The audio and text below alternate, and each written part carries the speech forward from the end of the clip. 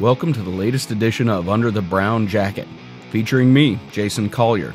You can follow me on Twitter at Boconuts.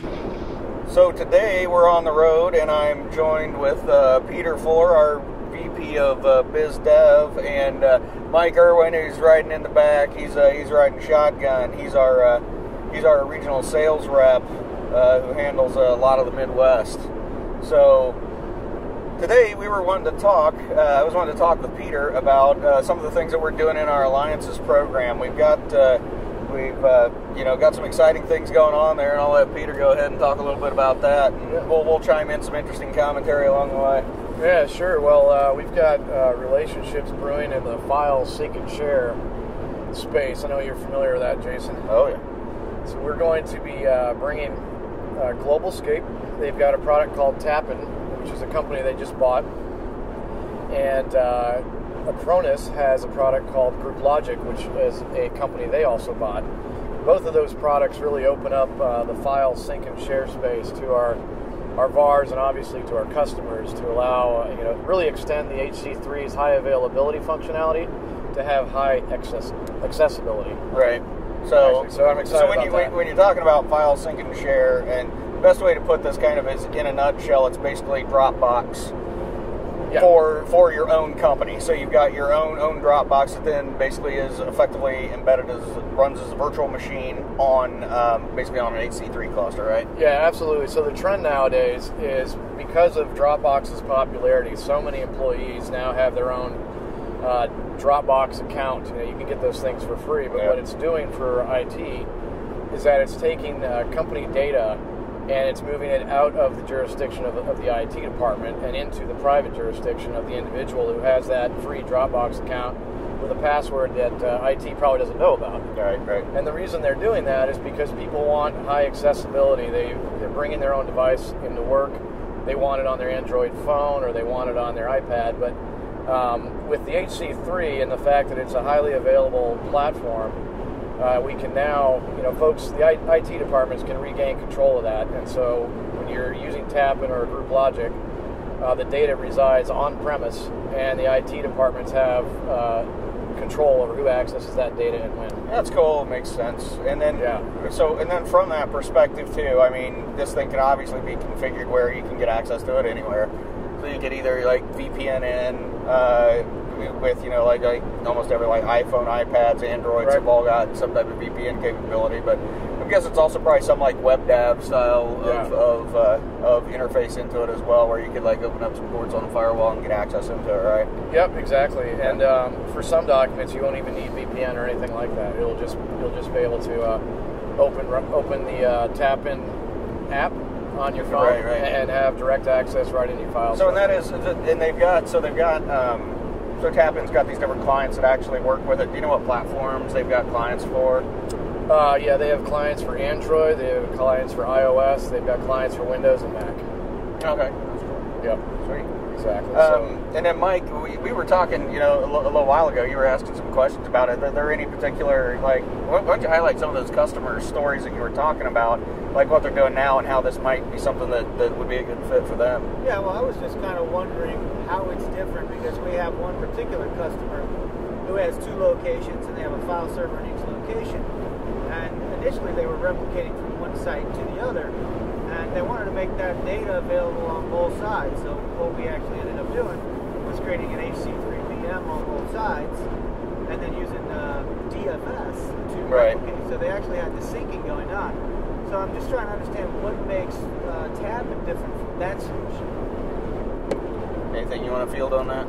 Well, yeah, the big thing that Tapin and GroupLogic do is they make it much easier to manage. So in other words, with Tapin, it takes just a second for the IT director to set Tapin up, and then the users, they download the Tapin app on their phone, and it's very easy for IT to manage and get direct access to that. So it's not really replicating, it's not really used for backup, it's really just used for accessing the data. Yeah. That accessibility piece, right.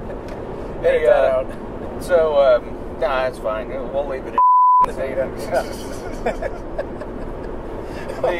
That's what makes it good. That's what makes this seem real. This is why we're driving in a car, right. So we can the data. It's a windy blur. It is. This is quite a day out here. I tell you what, it's like it's been snowing, and you can probably see from all the white in this. I don't know how much of outside you can see, but it's definitely a winter wonderland and pretty windy. One of the other things too about that whole a little bit on that CIFS data piece to go back to what Mikey was talking about.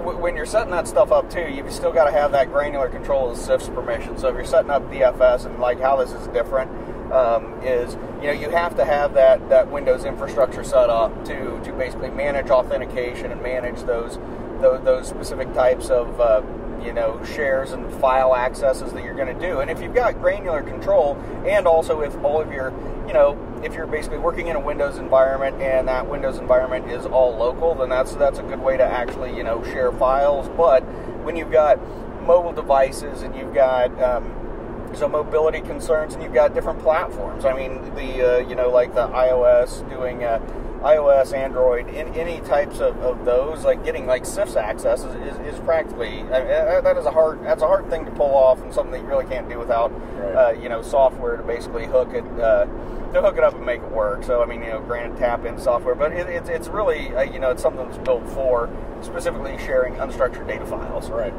That's what it was engineered for, and a CIFS style implementation with DFS can be more robust than that, and is really garnered around kind of the security and permissions that you can wrap around it.